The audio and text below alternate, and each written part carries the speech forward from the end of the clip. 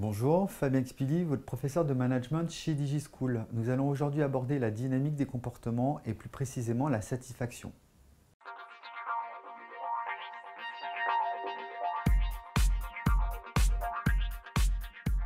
Donc la satisfaction est un sujet intéressant et surtout qui est très important pour tous les managers. Donc on va définir déjà dans un premier temps qu'est-ce que la satisfaction au travail. Donc en fait, c'est la réalisation d'attentes qui sont conscientes ou inconscientes.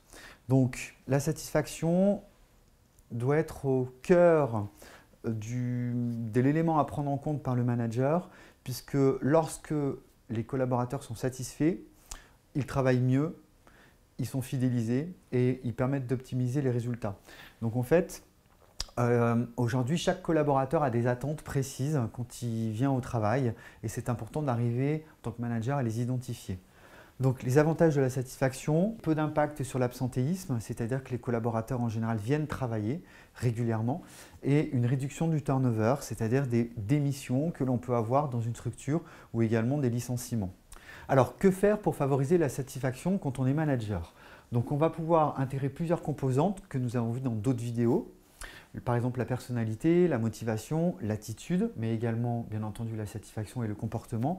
Et ça va être aussi de favoriser la cohésion d'équipe afin que les collaborateurs sentent un attachement les uns avec les autres.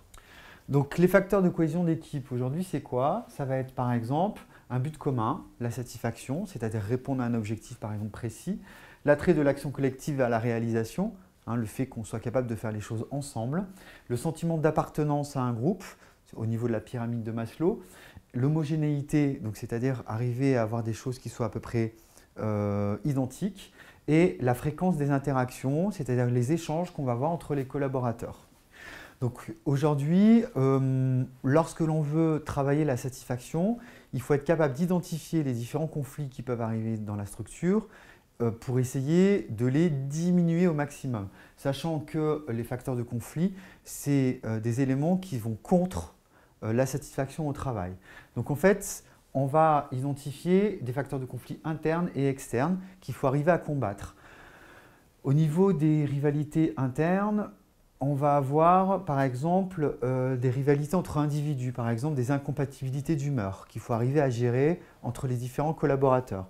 On va avoir les désaccords entre collaborateurs sur des façons de fonctionner. On va avoir des personnalités qui peuvent être différentes, qui font que ce n'est pas facile de travailler ensemble. On va avoir également un management absent qui doit bien entendu être éradiqué puisqu'on doit faire attention à avoir un management participatif. Au niveau externe, ça peut être par exemple des conditions de travail qui sont non adaptées, ça va être par exemple des changements imposés qui n'ont pas forcément été identifiés, où il n'y a pas de management du changement qui est mis en place par les managers, mais également un mauvais résultat de l'entreprise.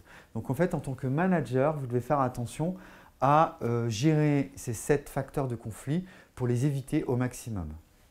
J'espère que cette vidéo vous aura été utile. N'hésitez pas à aller voir les autres sur ce thème sur notre site internet et à télécharger les fiches de cours correspondantes. À bientôt chez DigiSchool.